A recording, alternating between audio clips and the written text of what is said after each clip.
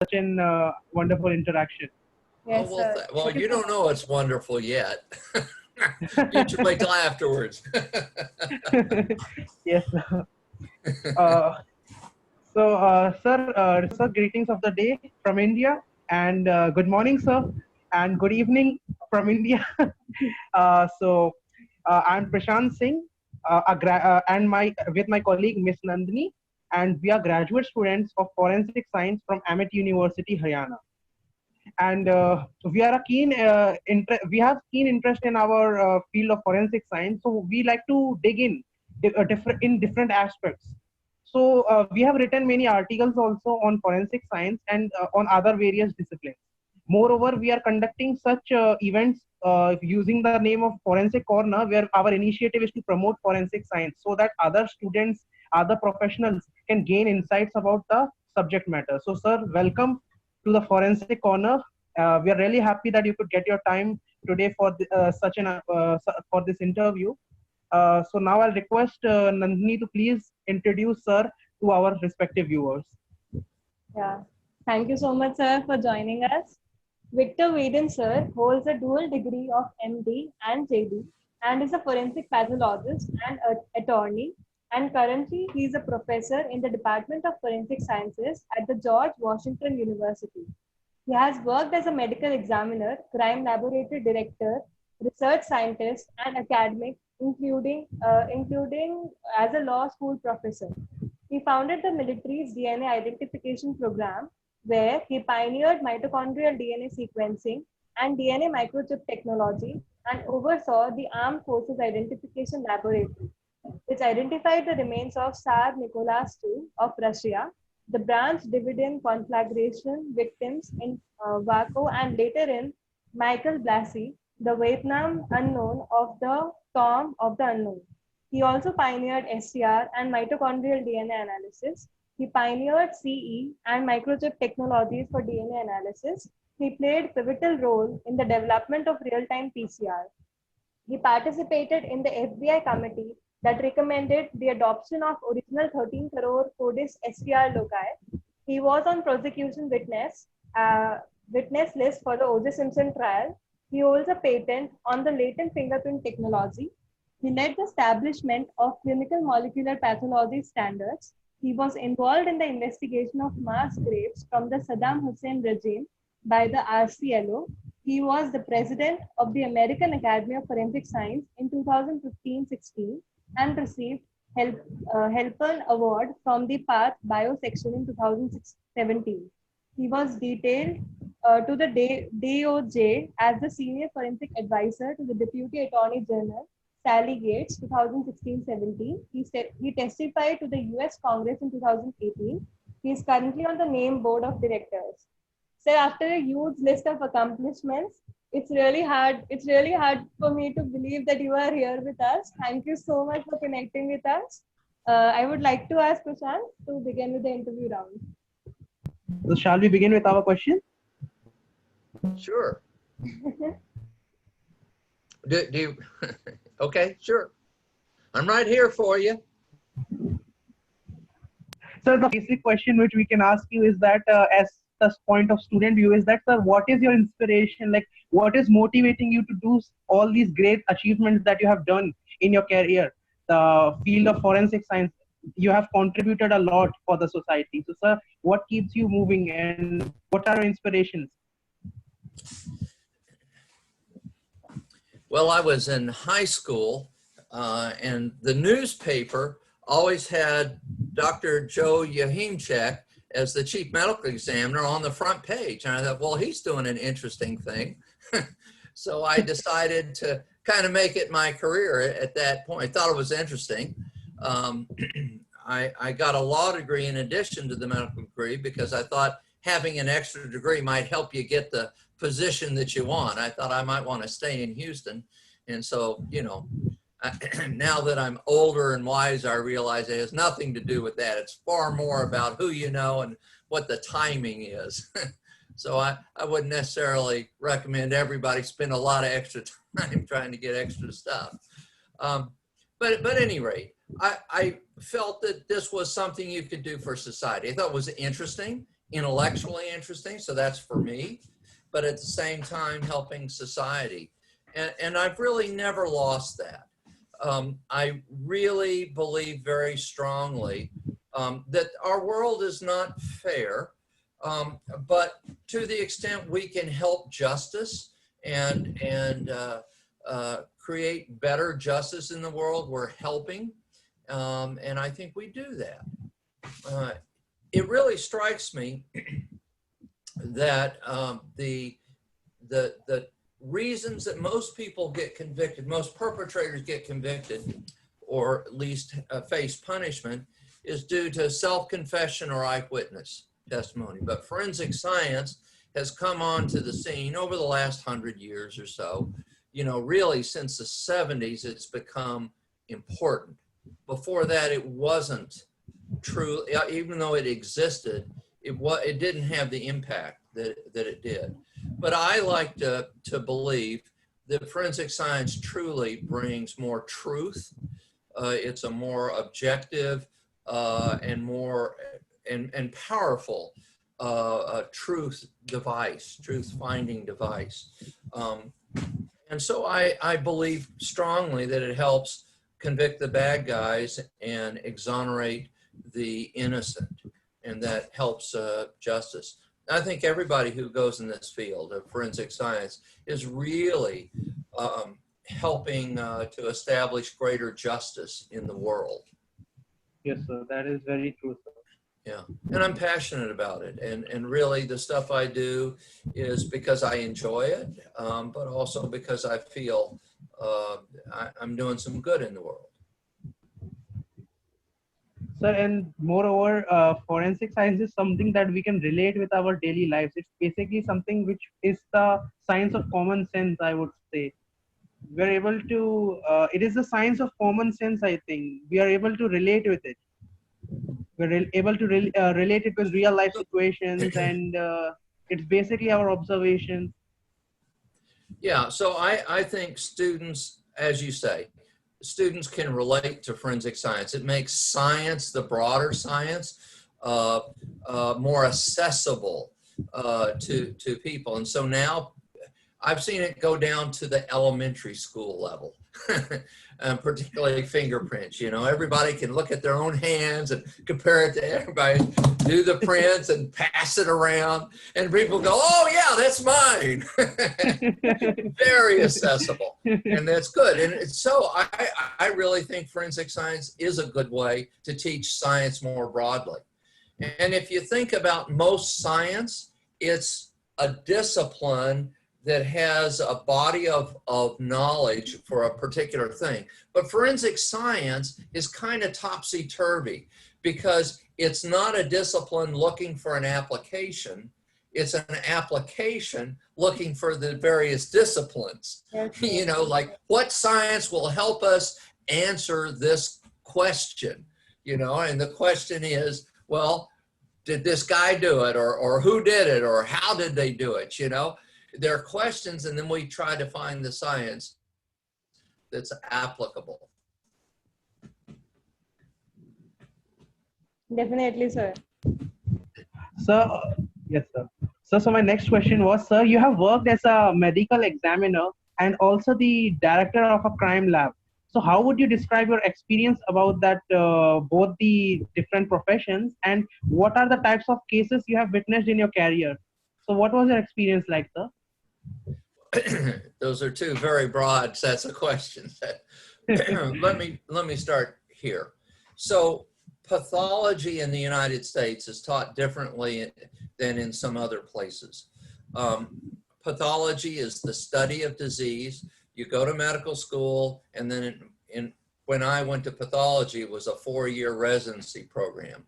And you are either AP-CP or AP-CP. So AP is anatomic pathology, CP is clinical pathology. In anatomic pathology, we look at biopsies, we look at cytology, we do autopsies. In clinical pathology, we run laboratories, microbiology, clinical chemistry. So the CP part of my training is really right on track with forensic science, you know, in the laboratory, criminalistics. So as you heard, some of my background is DNA, forensic molecular biology. At the moment in time that I kind of came through and started doing this, there was talk about DNA. I went up to Dr. Marcela Fierro. She was the chief medical examiner in Virginia, but she is the basis for Patricia Cornwell's novels, K. Scarpetta. So she's a very famous figure. So I went up to her and said, you know, I'm just a young person down in Galveston, Texas. How can I make a name for myself? And she said, and I don't have enough caseload, you know, to do anything. And she says, well, you might look into this DNA stuff and you might look into bloodstain pattern analysis. So I did that. I said, okay, I'm going to. And I went after it.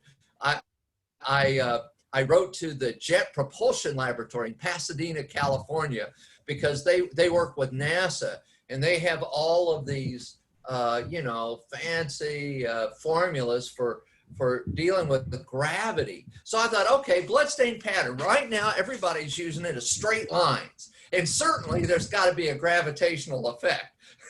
So I went to them and then I talked about 3D or you know, using 2 cameras to do photogrammetry so that I could recognize the red on the wall, pick that out by the computer, you see, and then find the area of convergence, you know, and do that computerized. But that was decades ago, you know. I was kind of ahead of it, but I ended up abandoning that just because I didn't have time to do that. But the other side, the DNA, I went into a lab and said, okay, here I am, teach me something, you know, and I learned.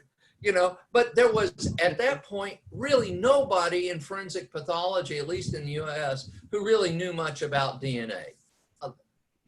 I should point out Ross Zumwalt was married to a molecular biologist. He knew something, but I went in and I tried to really make it, you know, kind of my thing.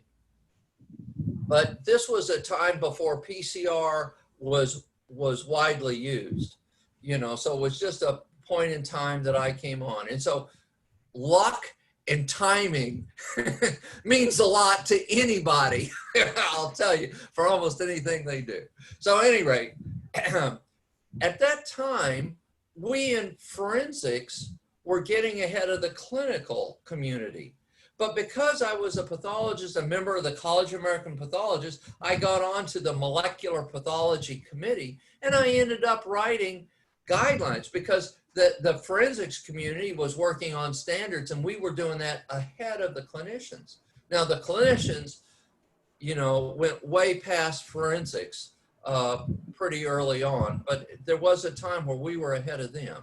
So that helped put those things together. Now I forgot the question I'm answering.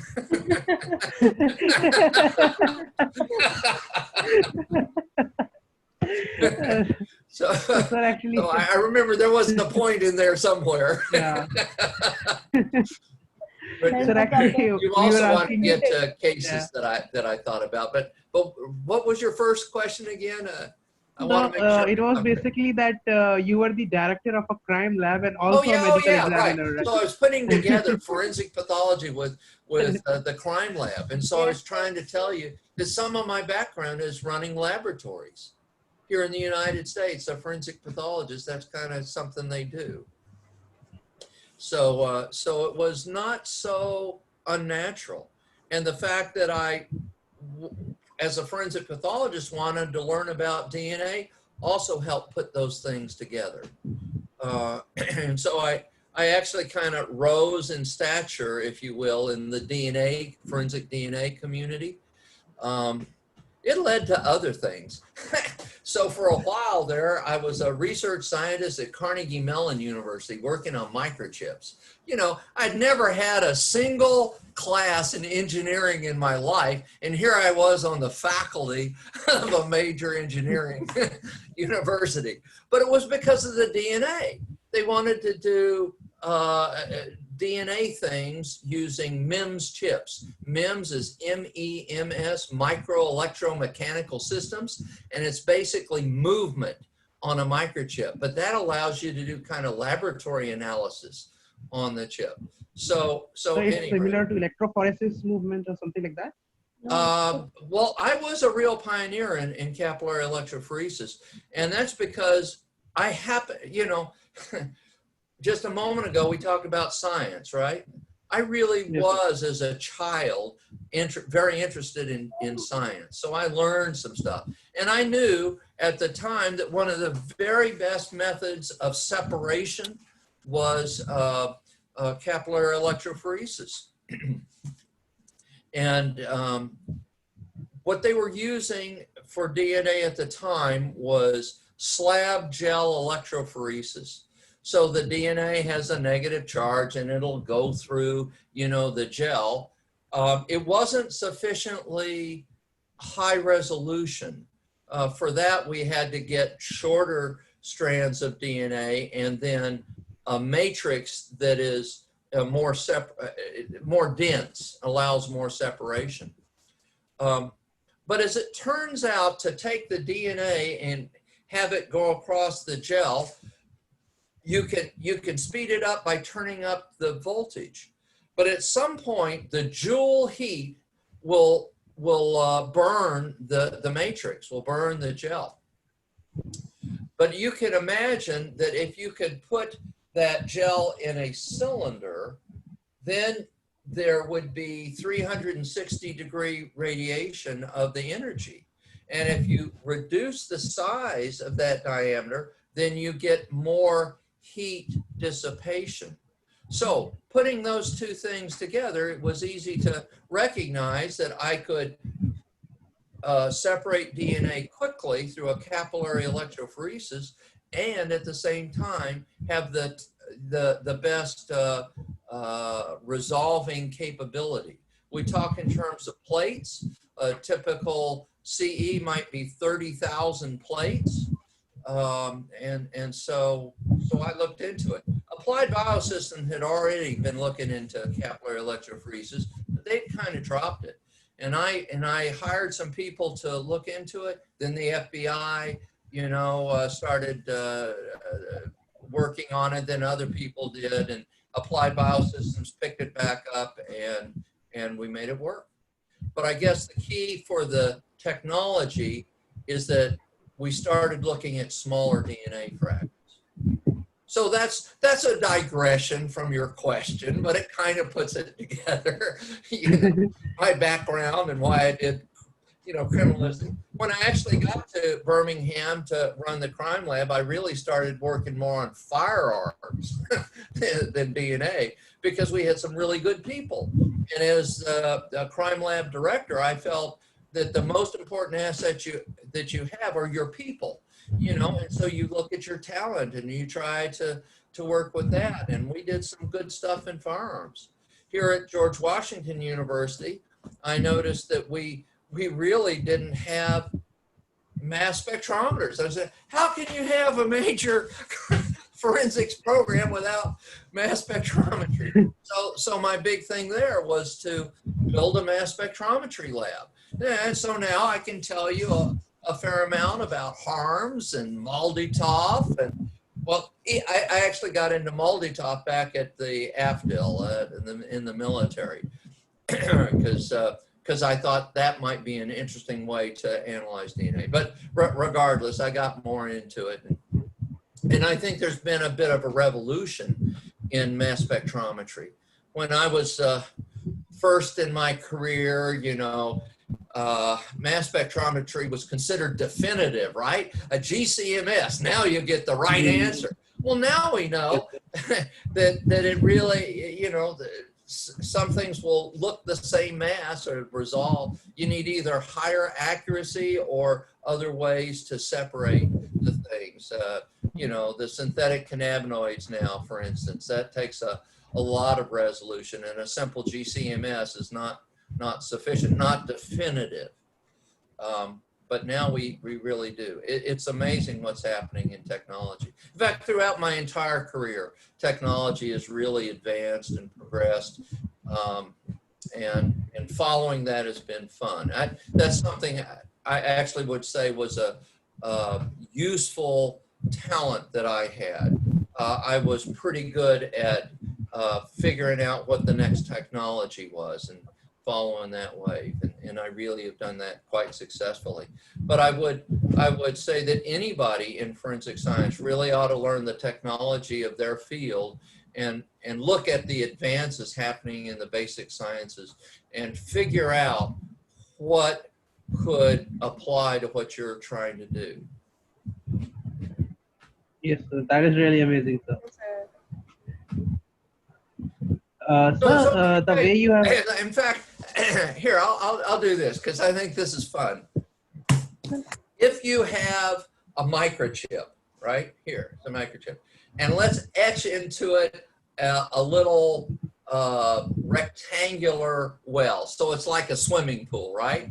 Yes. And at the bottom, so here's a microchip, and we etched a little you know, swimming pool in it. Okay. At the bottom of it, imagine that you put a very thin metal film, right? It's a metal film, so it's conductive. But if it's thin enough, it's also resistive. So if you can flow current through it and it's resistive, it'll generate heat, yes, right? So now yes, take the same thing, put it on top of it. Now you have a chamber that you can heat at the top and the bottom. A very thin, small chamber on the microchip, right? Well, you put two microchips together, right? So can you imagine you can do PCR thermal cycling in that? And you have great efficiency because you have a lot of surface area to the volume in here, right? So, so I was part of a review of various proposals, and one proposal was PCR on a microchip. So this came, and that's what we were doing, right? I was the government over the people at wait a minute. One of the Department of Energy, Lawrence Livermore, that's where it was. They were doing this. And I said to them, I want you to do one more thing. I want you to put an optical window in this, right? So they were thinking they would just do the thermal cycling, right? You know, and just show that how to take out the fluid and look at the amplicon of that. But I knew that at ABI, there was a particular guy there looking at ethidium bromide. Ethidium bromide will intercalate when you have double-stranded DNA. When it's not double-stranded, it won't go in. But when it's double-stranded, the ethidium bromide will go in there, and it fluoresces. So I said, what I want you to do with this microchip, and this is my idea, right? What I want you to do with this microchip is put an optical window, shine a laser through, and let's look at the fluorescence. And let's measure the creation of double-stranded DNA looking at the incorporation of the ethidium bromide as you form double-stranded amplicons, right? So we could measure the amplicons. Well, guess what that turned out to be? Do you recognize real-time PCR? Remember, I was working with Applied Biosystems. There's the ones that did it. Wow, Yeah. Sir, this is really amazing, sir. We are able to imagine that how you're able to relate the advancement with the applications of forensic science. And There this you is go. in turn That's really, what I'm trying to do. yes, sir. And it's not Yes, so sir. hard, really, right? You could follow everything I just said. I'm sure. Yes, sir. Yes, sir. We were. So you explained it in a very simple way. I'm Yes, sorry? sir, and in a very, very unique way. So you have explained. I'll tell you something else. So when I was at Carnegie Mellon, and again, I was a research scientist there, right? So Carnegie Mellon does not have a law school, doesn't have a medical school, and here I am, an MD and a JD on the faculty in the School of Engineering, the School of Science, and the School of Public Policy, right? 3 deans. But I had a student that come to me and says, Dr. Weedn, I want to be a student for you. I want you as my mentor because I want to give sight to the blind. And I went, yeah. And what this guy was great. I mean, he really was. He already had the idea. He had his research in mind. So he was talking about artificial eyes or artificial retinas. So you can take a microchip, and on one side of it, you can put photocells, and then on the back side, you could put contacts. And so you put it in the eye, and it goes against the ganglion layer, because it turns out the nerves are in front of the photocells in the rods and cones in your eyes. So he was saying, you know, that's what people are doing, but that's at high voltages. That's like, you know, 1.5 volts, 2 volts, 3 volts. And he says, but that's not what happens in physiology, our real eyes. And of course, Mother Nature has thousands of years to really, you know, perfect it. And they work with millivolts, you know, maybe 100 millivolts, et cetera. And so we ought to go do that. And so what he wanted to do was take a chip with bacteriorhodopsin. And so the light would come in and it would convert electricity and do it this way. So you wouldn't have to energize the silicon transistors that everybody else was using. He wanted to do it at physiologic. Well, it made a lot of sense to me, but shit, what am I to do? You know, I'm at a desk and he's saying I want to give sight to the blind. Oh, what? So I thought about, you know, there's a group at MIT working on this, a group at Tübingen, Germany, you know, some major groups with a lot of people doing this full time, have all these millions of dollars to work with. And I have a student, you know. So what I decided, what he did is he explained to me that if you wanted to take these things and plug it into your brain, that the problem was a central nervous system electrode won't last. So you have, if you can imagine, the electrode going into the brain, but we move.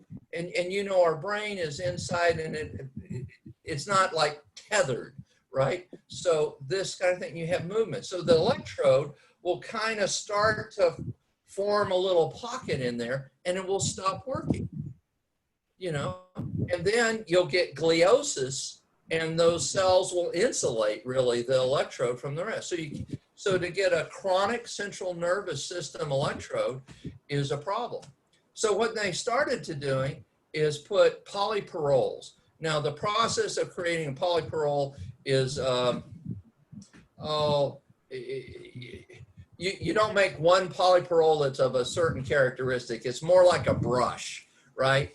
It's just this thing, but it'll allow movement.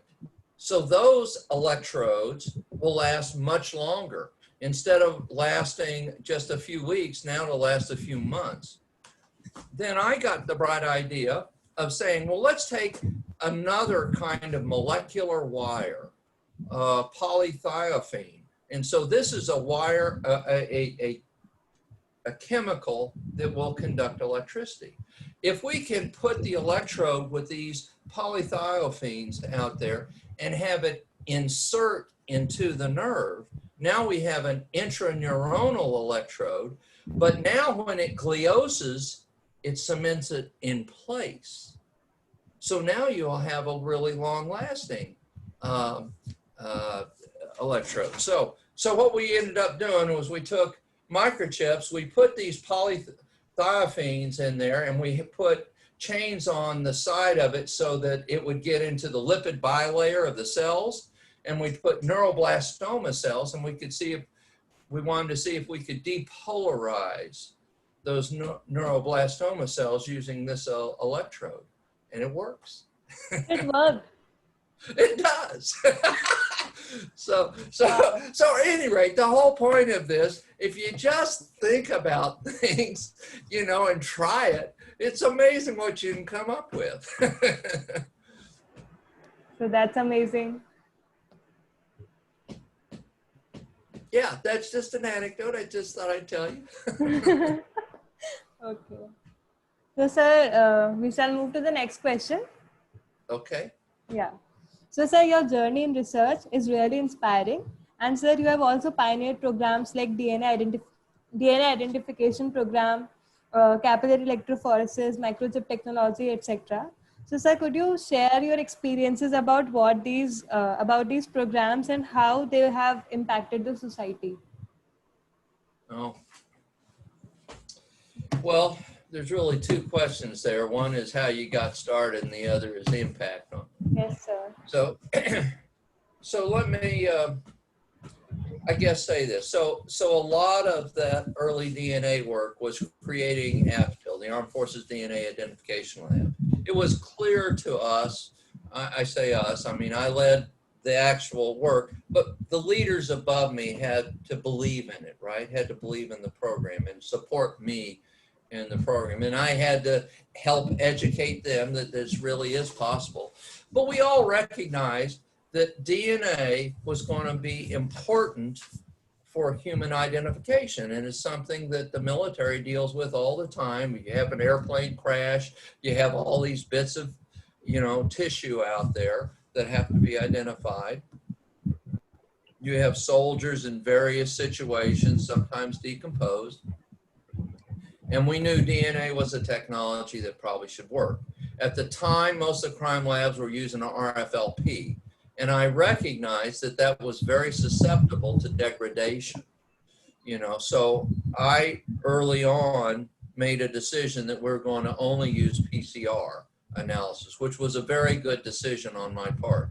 It was because we're looking at smaller segments, and we could deal better with degradation. Now people go all the way down to SNPs, you know, and that's the best, but it's all PCR based.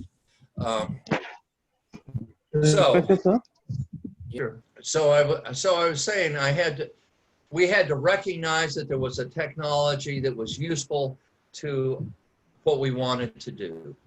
And then I had to create a program around that.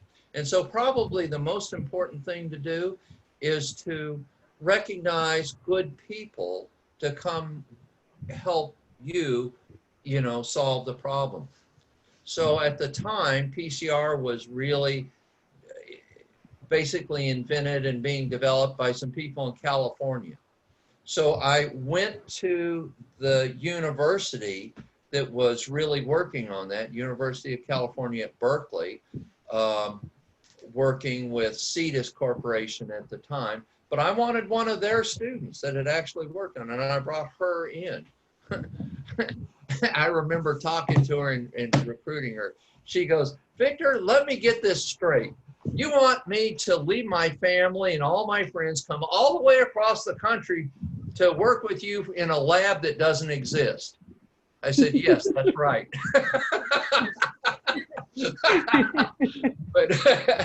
but she said yes, you know, and so the point of this is picking right people. That makes all the difference in the world. I can't do everything myself. None of us can. And so that's the most important thing to say to you about starting up. I had good people and gave them the resources, gave them, you know, the latitude to do what they thought would be best, and it's worked out very well. In terms of impact on society, forensic science has huge impact in my view. It brings real justice, but as I've kind of pointed out to you before, it also helped advance technologies that helped in other ways. The first application of PCR was in HLA DQ alpha for identification, you know, a forensic application before clinical, right? So, and I talked to you about how some ideas later got translated into real-time PCR. That, you know, the impact of that is far greater than forensic science. So, sir, my question was simply that can you describe the journey of the OJ Simpson case? Yeah, so in the OJ Simpson case, it was Rocky Hardman that gave me a telephone call, said he was calling on behalf of Marcia Clark. I had been the head of the Armed Forces DNA Identification Lab, and we had been working on cases from the Vietnam War, you know, many decades before. So he said, we'd like you, Victor, to testify to the fact that DNA that's been on the sidewalk for a few days can still be recovered. You know, it's still a sufficiently good sample. So I would be really talking about how robust DNA is in the environment. And we had done, you know, our own set of research, you know, what causes it to degrade? Bleach, does that degrade it? Does it putting it out in the sun degrade it? You know, we had worked kind of in those areas. So that's what I was to testify to. I really knew a lot of the players on both sides. So Barry Scheck during the actual trial mentioned my name. Dr. Weedn's going to come up here and tell you blah, blah, blah, said something like that. But then Marcia Clark, well, actually, before I get there, the defense DNA witness was a guy from a Colorado clinical laboratory. And he looked down, and what he was testifying to, I can almost remember his name. At any rate, he looked down and he says, look at this terrible testing in these forensic science labs, because I can see at least 1/3 of the cases have contamination. This is terrible. He was talking about sexual assaults. You know, the DNA in the early days was almost all sexual assaults. And he just didn't understand the forensic sciences. So we know that in a typical vaginal swab, we do a separation of the male and the female fraction. And we do it by putting in the thiosulfate to break the disulfide bonds of the capsule of the sperm to then allow the male fraction to come out. And but there's a lot of female fraction out there already, right? So you have some of that still sometimes with the male. That's not contamination in the way he was thinking. That's just what we know we have to deal with. But that was the basis of the DNA challenge by the defense in the OJ Simpson trial. So Marcia Clark had me and had some other DNA experts, you know, in line, but then she made a decision that many people have faulted since. She decided not to call almost any of her experts. She wanted to go simply on the basis of the other fact witnesses and her arguments. And so I never actually was called to testify, but I expected to, was on the witness list. And so I think it was a mistake on her part.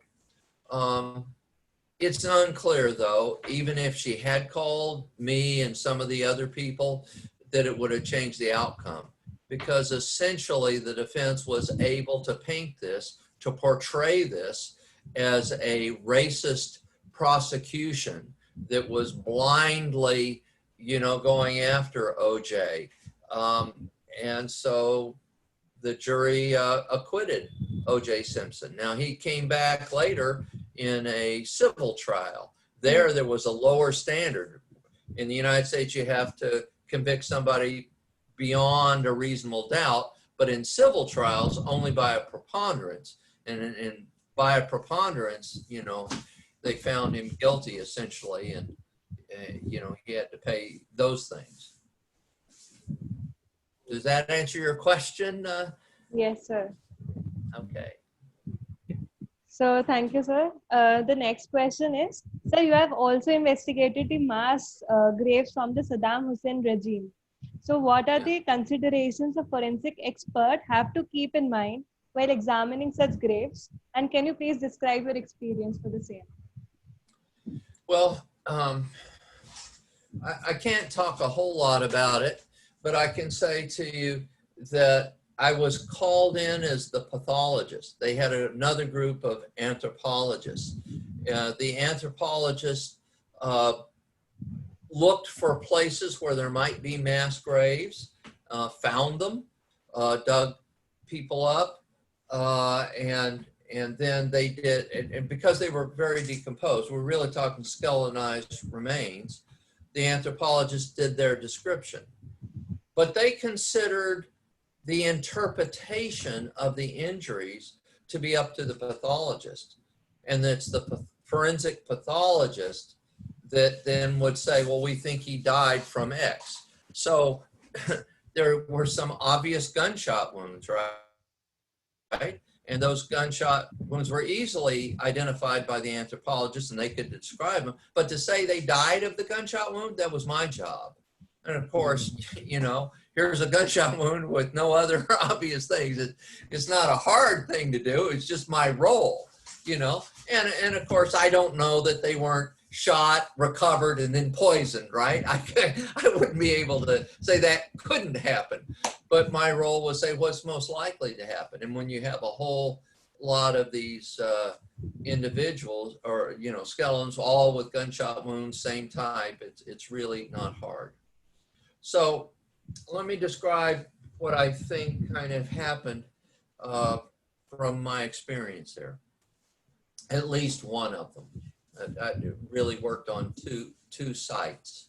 But it appears that they would put people on buses. Meanwhile, they find a place out in the desert where the wind had blown kind of a mound up. So if you were on the other side, it was not visible from over here. They would take the bulldozer and they would dig a trench about 4 feet deep and about 4 feet wide. The people on the bus would be taken off. They would be told to give up all their, you know, belongings so they weren't supposed to have any documentation on them. We found some that had them, and then they were asked to go down and walk in those trenches. So you had this line of people in those trenches. And then somebody would come along with an AK-47 and just shoot. So there was a line of cartridges on the side of that trench. And I remember the most striking one was the bullet through the sole of the foot. How can somebody shoot somebody, you know, through the foot, you know, from the ground? Well, they were climbing over each other and shooting like this. And so the one bullet just hit the person in the foot as he was, you know, climbing over it. It's a very sad situation. So this is really not a U.S. issue. It's an Iraqi issue. And we were just assisting them. So we turned over all the evidence that we had to help in the prosecution. And of course, Saddam Hussein was hanged eventually based on various sets of evidence, some of which, you know, I helped develop. And I created a death certificate-like form, but I wasn't a part of the Iraqi government. You know, I couldn't really issue a death certificate per se. I reached out to the medical examiner that they had in Iraq. And we really were never able to make direct contact to really hand over things to him so that he could do his own death certificate. but he was working on a lot of these remains himself. In fact, under tremendously adverse conditions. My hat is off to him. And that's actually a point that should be made. I think we forensic pathologists, to some degree, are human rights workers. You know, sometimes it's our job to speak truth to power. We ought to be all about what's the truth, you know, scientifically, medically, what really happened, whether we like the answer or not. And sometimes we have to say, government, you're doing wrong here. It's one of the reasons why we do the investigations of deaths in custody, right? Custody, basically the government is saying, okay, we're taking charge of your life now. And if they die while you're taking, well, somebody's got to look after that, you know, make sure they're not doing wrong. So that's really hard job. Yes, so that is true. I'm sorry? So that's really Is hard. it hard? No. I don't think of it as hard or easy. I think of it as something that's important and that I'm proud to be a part of. So that's really amazing. Yes, sir. You're very passionate about it, right? So, and that is really that is really motivating for us. Sir. It's really inspiring, sir. If you were in the same shoes as me, I mean, if you did what I would do, you feel the same way. And you could do it too. It's not that I'm special. I just was there. So, but one thing I think I was right, sir, that I can give you the title of superhuman, sir. Really. It does suit you. So let's go on to the next question. Sir, can you please describe the name accreditation program where you are currently the position of board of the directors? I'm sorry. Oh, so can I describe my position of being on the board of directors of the National Association of Medical Examiners? Is that what you're asking? Yes, sir. Yes. So this is my second time round to be on the board of directors. The National Association of Medical Examiners, in my view, is a very active organization. You mentioned previously that I was president of the American Academy of Forensic Sciences. That's a much larger organization. Actually, it's more diverse. You have prosecution attorneys and defense attorneys, as well as the forensic scientists. But it's hard to get things done. It's so big and so with so many factions that it's hard to even create a position statement. That's not true of name. The National Association of Medical Examiners is a far more, they're not monolithic, but closer to monolithic group with pretty much the same desires, goals, you know, and so it's easier to motivate them as a group. And that's really quite an active group. It's a kind of surprising how much they do, particularly when all their members are so dadgum busy. You know, people talk about other people who work a lot, like the police. They're on call during the weekend and through the night. But if you're the only medical examiner for a county, you're on 24/7, 365 days a year. You just never off. You know, you have to have coverage if you want to take vacation. You have to have coverage if you want to go to a meeting. It's it's kind of a problem. It really takes dedication. And right now, it's said we have about, conservatively, 500 board-certified forensic pathologists working in the United States. 500. I actually think that number is a little bit low. But regardless, it's thought we needed about twice that to do all the autopsies that ought to be done in the United States. And then the opioid crisis hit. Now we need a third more, you know. So we're way overworked. People are burning out. It's a problem. And to have these same people do volunteer work for an organization, for their professional organization, is asking a lot. So I'm very proud of NAME in the sense it's a very active organization, even despite how busy their membership is. But there's a lot to be done.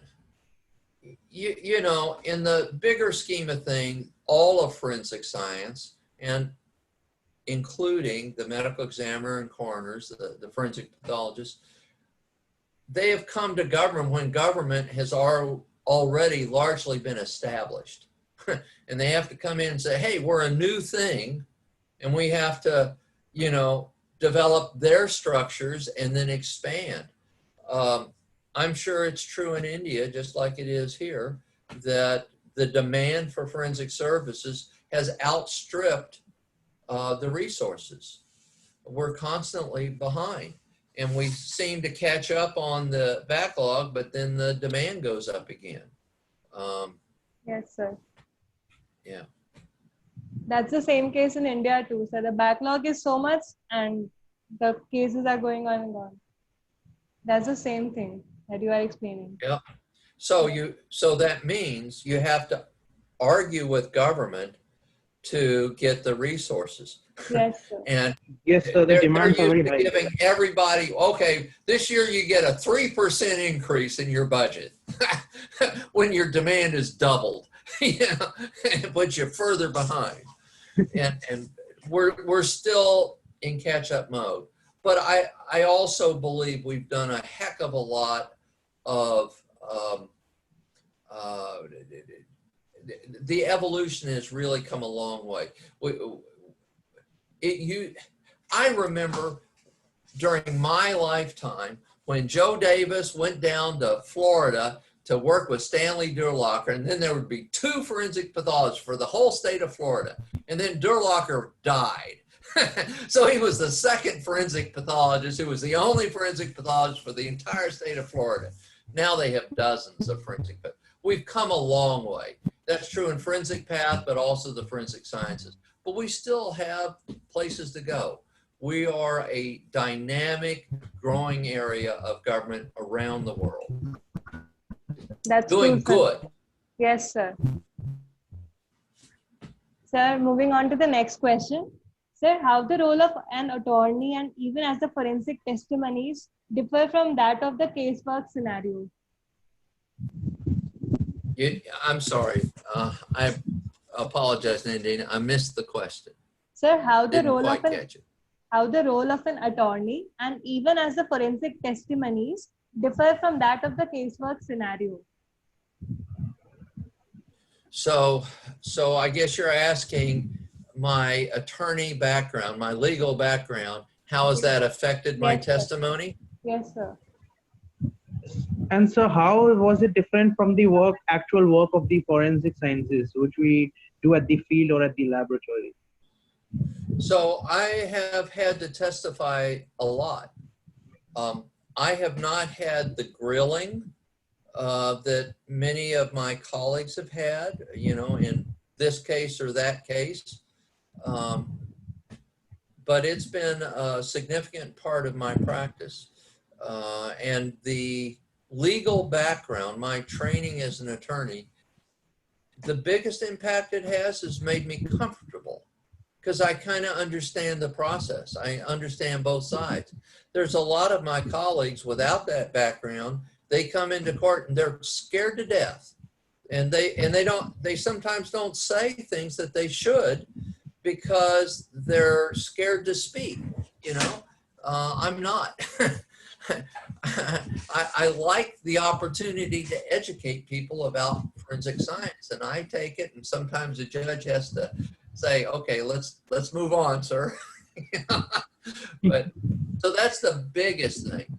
I've used my law degree mostly in amicus briefs. So there were some cases, you may face the same issue in India where we want to save the brain, right? And fix it in formalin for a couple of weeks. Yeah. Meanwhile, the body has gone back to the families. the family didn't know, and now they suddenly know, and they're outraged that you still have retained Johnny's brain, and so they sue, you know. So I've written amicus briefs on behalf of the organization, so it's a name that the National Association of Medical Examiners is the actual, you know, what's written on the amicus brief is the friend of the court. And we'd file those in cases, and it really helped. It helped to say that that medical examiner office really should have the ability to say that this is not a wrong, this is really a good thing. And we're not doing it to hurt the family, but we are doing it to help society more than just the one individual. It's the broader group that we really represent. And we're given the authority by statute.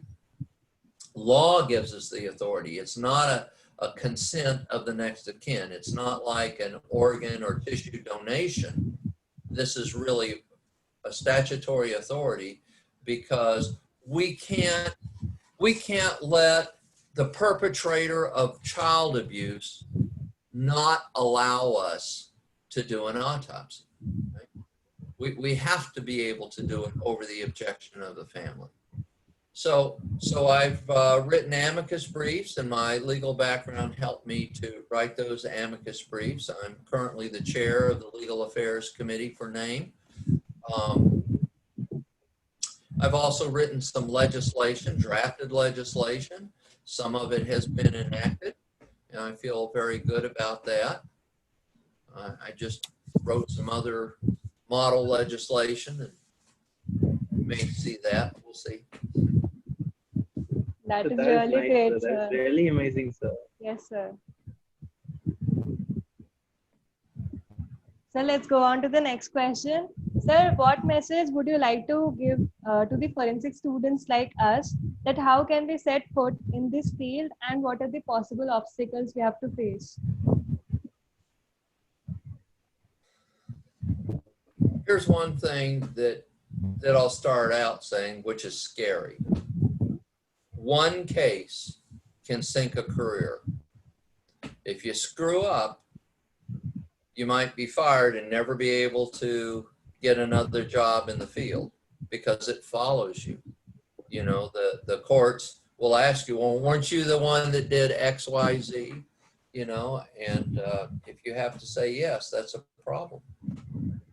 So I think it's very important for people to recognize that it's important to do your job and do it right. If you are lax, any one case can sink the rest of your career. So that's a scary note, but it's true. I didn't really realize it when I just went about doing my stuff, you know, and I've been lucky, right? That hasn't happened to me, but I'm now old enough to see that there are some of my colleagues that have left the field because they made a mistake, and it followed them. So that's the first thing. The most important thing for me to say to you young aspiring forensic science students and scientists is to work with your colleagues, get involved with your associations. Doing this kind of thing, this interview you're doing now, is wonderful. A lot of my success has been I've worked on committees and kept on committees, kept working, doing what I thought was important work. I still am. And I think if you just go to work and go home, go to work and go home, and never get involved with the larger issue, well, that's fine, but then, you know, you just have a job. For me, it's an avocation. I really believe in my job and do it to my fullest and spend my extra hours, if you will, working on larger issues for the community. That's not to say I don't have fun on the side. I mean, I like to go out with my girlfriend and we sing and dance. So it's very That's important. really inspiring, sir. Thank you. Sir, our last question is, what are the requirements to become a forensic pathologist, and how can we students contribute to the research and development in the field of forensic science? You know, I think the definition of forensic science or forensic sciences is not clear.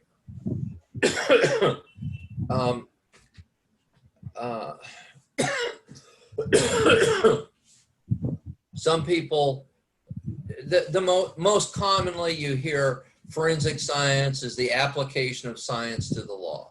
I don't like that. I don't think that's a sufficient answer. It's too broad. All right. Okay, sir. So I was roundabout answering your question. I wanted to start with the definition of forensic science or forensic sciences. And you can see some people use the plural and some people use the singular. I personally prefer the plural, and I'll try to explain that. But without a clear definition of what forensic science or forensic sciences is or are, it's kind of hard to say what a forensic scientist is and what a forensic scientist does and what should be our goal. And it surprises me how much lack of clarity there really is. Most people don't think about it. They really don't. They just go back, oh, yeah, I know what the forensic sciences are. When you actually try to find it, it's difficult. Most people say, oh, it's the application of science to the law. And I think that's insufficient. Let me point out two organizations with different views. One is the American Academy of Forensic Sciences, and the other is, oh, I've forgotten what their new name is. Let's call them Organization X. They, in that organization, believe that if you testify in court on matters of science, then you're a forensic scientist, and that's the definition of forensic sciences. So in order to be a member of their organization, you have to have just testified in court a few times, taken their ethics exam, and pay their dues. In the American Academy of Forensic Sciences, which is an international organization, 132 countries are represented by their membership. You have to be nominated by somebody else, and you have to have an educational background in the field, right? So you have to, if you're in the criminalistic section, you know, you have some forensic science background. In the path bio, you have to be an MD or you have to be a PhD biologist and have a relation to forensic science, okay? But it's education based. It's not simply that you testify to law or I mean, in court. And I think that's really important. If it's this, then it's probably singular. If it's this, then it's plural. The International Association for Identification, the IAI, is the oldest forensic organization in the world. Established, I think it was 1919, something like that, maybe 1909, because it started out of the fingerprint business. It's broad and complete substantially. One of their sections is forensic art. So I ask you, can forensic art be a forensic science? They claim it is. And what they're talking about is an artist who can do a facial thing. And yes, it's based on some real things, but it's largely, you know, an artistic expression. I don't think that's a forensic science. Forensic science is often, you know, Sherlock Holmes with a magnifying glass. That's not forensic science, really. He was a detective. He used the magnifying glass to look and see, But then he said, oh, it must be Mrs. Smith, because you can see by the mud on her shoes that she obviously didn't use that bridge. And she, you know, a lot of speculation, right? Yes. That's not science. Yes, that is true. You know, there's some good deduction, and I think there's good detective work there. And there's things we as forensic scientists have to learn, but we should be apart from the investigations. I say that, but I also think we ought to be a part of their investigations. But when one of us is part of their team, we shouldn't be doing casework, because we should be neutral and objective in what we do. All right. So you may wonder what this has to do with your question. So basically, the thing is that the education for forensic scientists differs a lot. If you want to be a forensic anthropologist, you don't start with a master's of forensic science. You go into anthropology, and then you do a specialized forensic anthropology education. If you want to be a forensic pathologist, which gets back to your question, you have to go to medical school first, and then pathology residency. So I went, well, I shouldn't use me. The typical person goes through 4 years or 5 years of college, then they go to 4 years of medical school, then 4 years of pathology residency, and 1 year of forensic pathology. Now in the United States, we have medical examiners and we have coroners. Yes. To be a medical examiner, you have to be a forensic pathologist. So that's what? That's 4 plus 4 plus 4 plus 1. That's 13 years. Yes. You can be a coroner with a high school education. that's what we're compared to. You know? Yes, sir, that is And true. it's still a legitimate comparison. Half the people in the United States are covered by a coroner. Oh, that's terrible.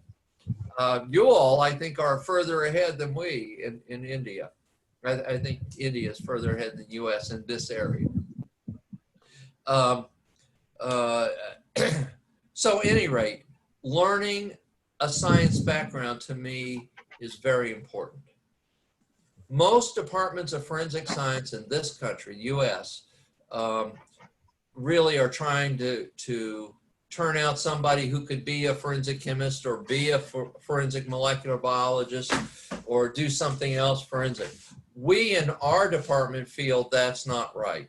We need, at George Washington University, we feel like things have become too sophisticated, and you really need to specialize in chemistry or biology or CSI. You shouldn't try to do it all. It's just too much. And we prefer our students. We only teach master's level, so graduate level. We don't teach undergraduate.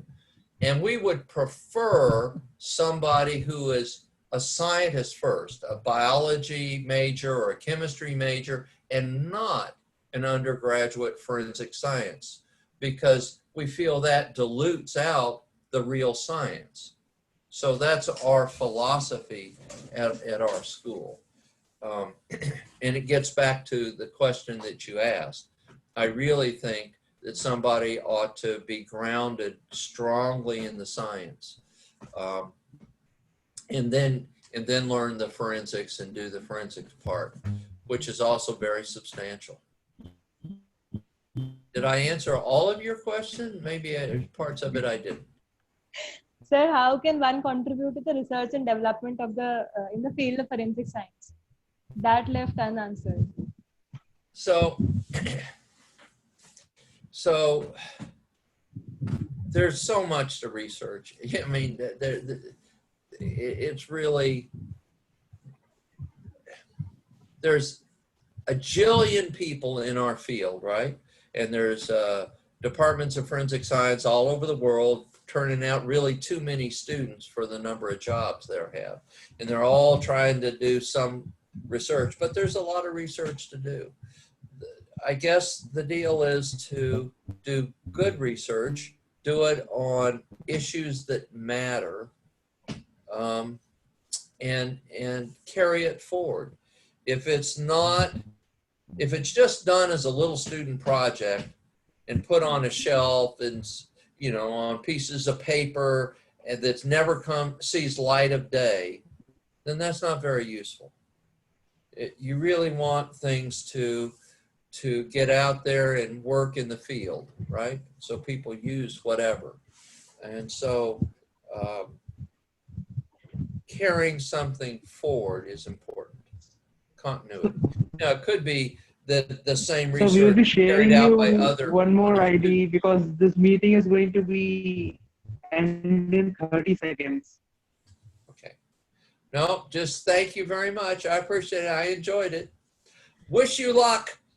Have a good career. Go out for justice. Go put justice out in the world. Thank you so much, sir, for joining with the So Forensic thank Corner. you so much for your time. Thank Surely. you to be with the Forensic Corner. Yes, sir. Thank you. Bye, y'all. Bye, sir. Thank you so much. Sure.